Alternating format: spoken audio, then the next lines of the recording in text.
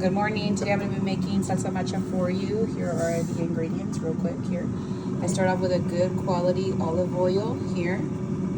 And I find them usually at Ross, Home Goods, or Marshalls sometimes. And what I look for is make sure it's like a product of Italy here. And that the ingredients look, it's just extra virgin olive oil. And then we need chile de árbol. This is an 8-ounce bag. I'll probably be using about half the bag. This is 8 ounces. I do add a little bit of this. You need the white onion. Yes, white onion because of the flavor. And then I have some garlic here.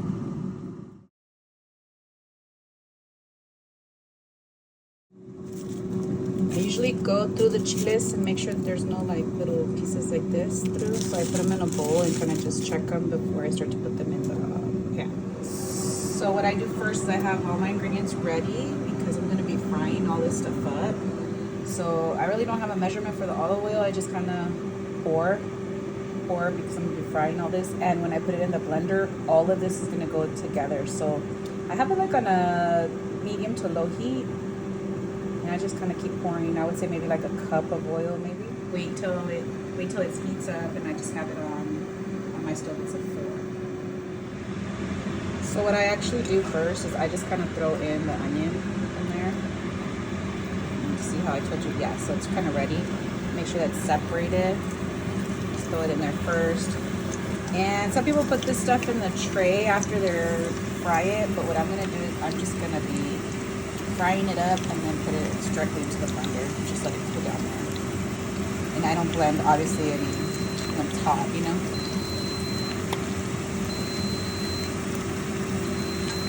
And then I use a solid slotted spoon for this. I'm gonna break up the pieces.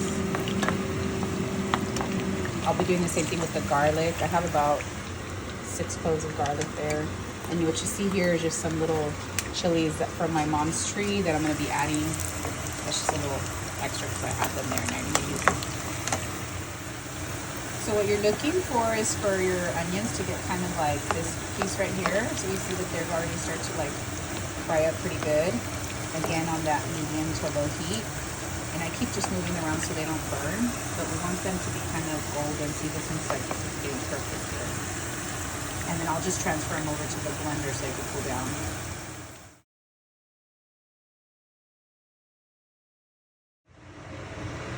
So I already took out all the onion, and now I'm about to add the garlic. I'm gonna do the same thing till it's like golden and crispy up. And you see the oil still hot. And I'm gonna continue just to move them around till they get. I like to separate everything, but sometimes if you look on TikTok and stuff, they put everything together. But I don't know, there's something about just having each one so I could cook evenly as we're going along. This part will happen super fast, so you want to be careful, like not to burn them. So if this is the consistency you're looking for. And this next step is just going to be putting the chiles in here, and you'll see how the color starts to change. And because it's such a big batch, I'm doing them like little by little. So I'm basically just throwing them in there, and you'll see they start to change in a bright red color as you start to go around. And what you hear here is the fan on because yes, it's going to start to smell in here, and I have my kitchen window open.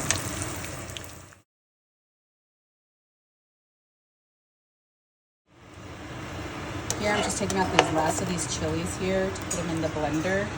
It's almost packed for the chilies, and then I'm going to let everything cool down, and then I will put it to blend. I'll show you that later too. So I've already poured that oil in. You can see my apron, look. I already pulled that oil in, but you see there's not a lot of like liquid in there. So sometimes what I do, because eventually you'll add more, I just add some oil in there just to kind of give it some like, I don't know, some liquid in there.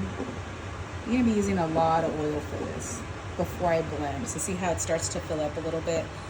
So I don't put a lot, but just, I don't know, maybe another half cup or so. And then when I start to blend, I use pulse at first. Oops, I didn't turn it on.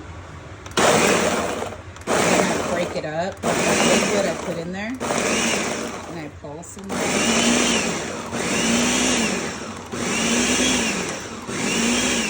Before I blend it on the one for a little bit. yeah, see how it's dry in there? What I'll do is I'll take off the lid. I'll take off the lid and kind of check it out and put the, clean the sides up. Yeah, this is spicy. Before I add more of the liquid in there. See how it's like just really just like a paste. So I'll just clean the sides off, add a little bit more of the oil, and then continue to blend it. So here I added more oil, you can see, and I actually had to go and open a new one because I finished the other one. This one is a Greek oil, I believe. Same thing, I bought it at Ross. You can see this one is, oh no, actually this one's from Marshall's.